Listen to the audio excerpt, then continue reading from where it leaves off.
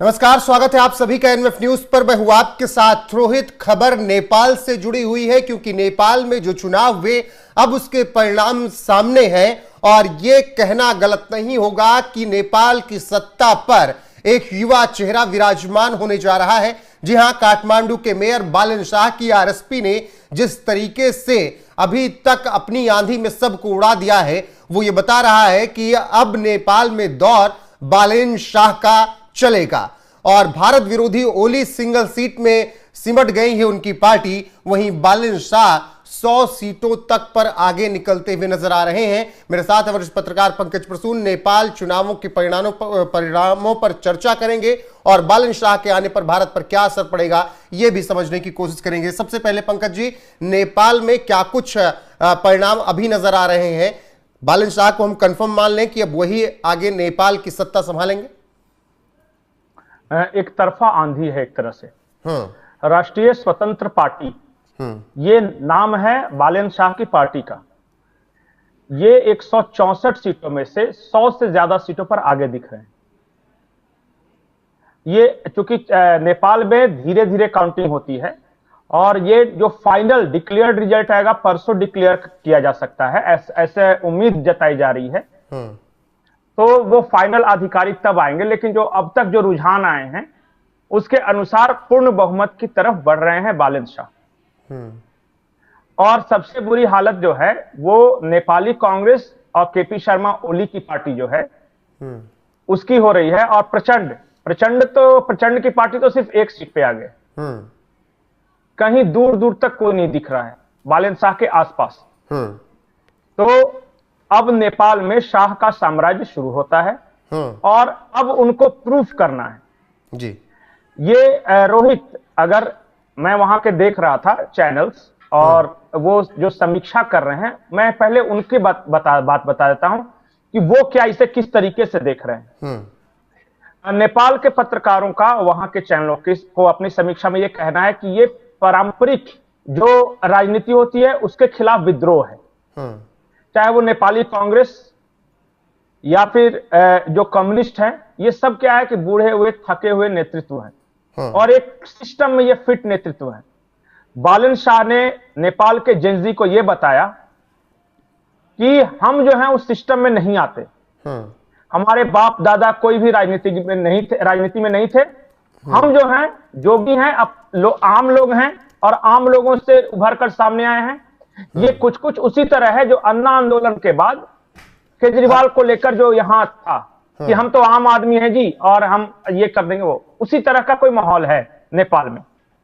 लेकिन बालन शाह पर इतना विश्वास, बालन शाह पर इतना विश्वास जनता ने क्यों किया? बालन शाह ने ऐसा चुनाव प्रचार के दौरान क्या कुछ अलग किया या फिर परिवर्तन चाहिए था जनजीत को, वही जो आप जिक्र कर रहे हैं, इसीलिए बस बिठा लिया गया?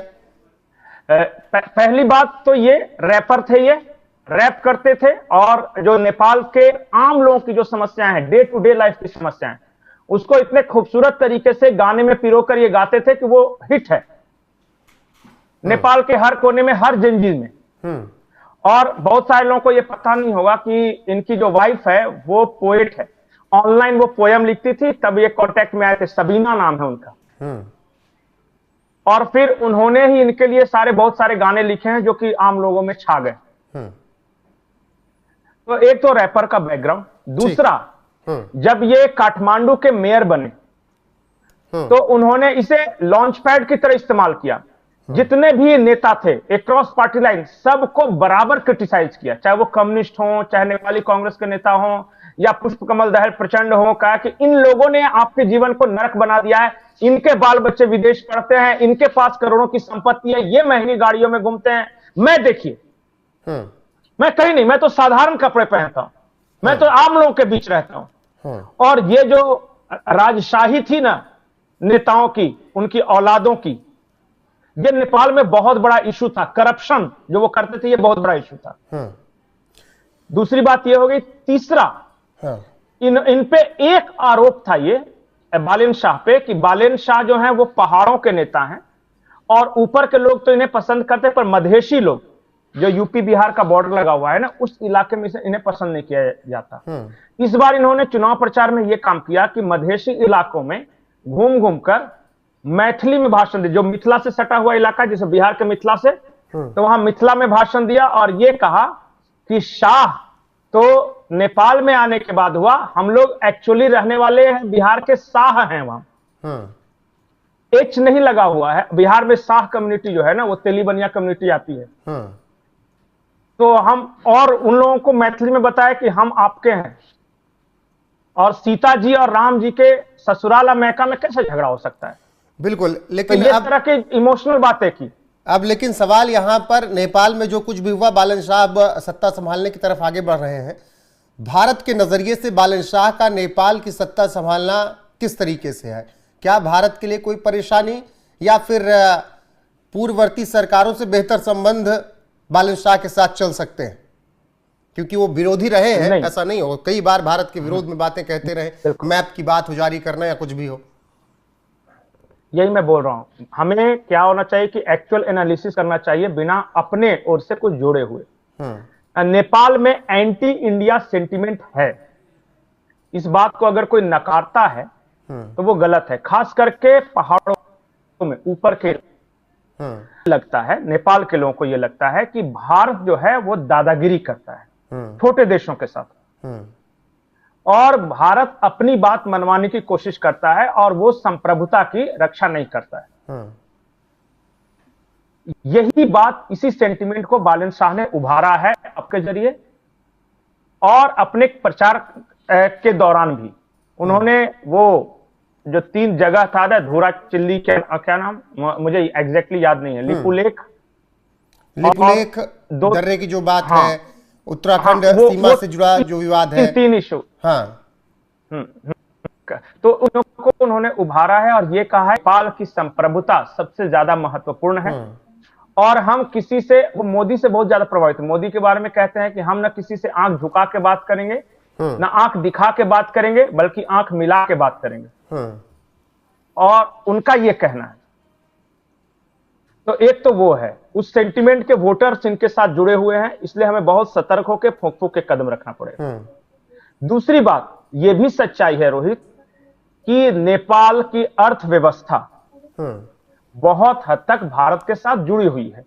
तो जो प्रैग्मेटिक होगा, जो प्रैक्टिकल व्यक्ति होगा, उन्हें पता होगा कि नेपाल के लाखों लोग भारत में आके काम करते हैं और भारत में उनके साथ कभी किसी तरह का भेदभाव नहीं होता।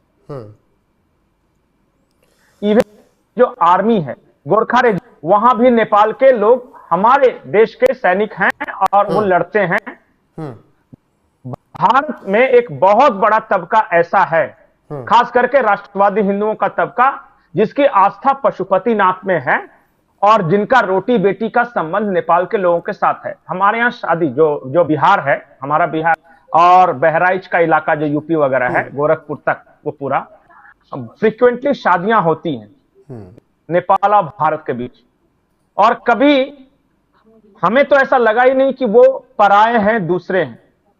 ठीक। तीसरी महत्वपूर्ण बात यह है कि जब नेपाल में जब भी कोई संकट आया, बाढ़ आया हो, भूकंप आया हो, तो भारत के प्रधानमंत्री नरेंद्र मोदी ने यह कहा है कि नेपाल का दर्द हमारा ही दर्द है। नेपाल में अगर एक व्यक्ति का कुछ होता है तो लगता है कि किसी हमारे भाई का हुआ है। और बिल्कुल दुनिया में कहीं भी युद्ध हो, दुनिया में कहीं भी युद्ध हो, अगर निकालकर, सुरक्षित निकालकर लाने की बात हो, तो भारत अपने साथ साथ नेपाल के लोगों को भी रेस्क्यू करके लाता है। और इस चुनाव में भी भारत ने बहुत ज्यादा आर्थिक रूप से सहयोग किया है, वो चाहे गाड़ियां भेजनी हो, पैसा भेजना हो, कि उनकी स्थितियां ठीक नहीं थी, भारत ने इस चुनाव में भी बहुत ज्यादा सहयोग किया है। बाकी इन सबके बावजूद, भारत के सब कुछ करने के बावजूद आपको लग रहा है कि हमने बहुत ज्यादा किया है, उनको लग रहा है कि ये इंटरफेयर क्यों करता है। नहीं, ये भी तो हो सकता है कि सत्ता हासिल करने के लिए आपको उन वोटर्स को लाना हो जो आपको जिता सकते हैं। सत्ता पाने के बाद भी बालन शाह की मजबूरियां बहुत कुछ हो सकती हैं, फिर उनको भारत के साथ चलने के लिए भी रास्ते देखने होंगे। ऐसा नहीं है कि वो जैसे पहले सत्ता के बिना थे, सत्ता के बाद वैसे रह ले। एक चीज और है रोहित, बहुत महत्वपूर्ण पॉइंट है। हमने नेपाल में कम्युनिस्ट शासन भी देखा, जो केपी शर्मा ओली का, जो खुलेआम कहते थे कि हम चाइना की तरफ है। भारत के खिलाफ उन्होंने कई स्टैंड लिए, इसके बावजूद भी भारत और नेपाल के रिश्ते सामान्य बने रहे।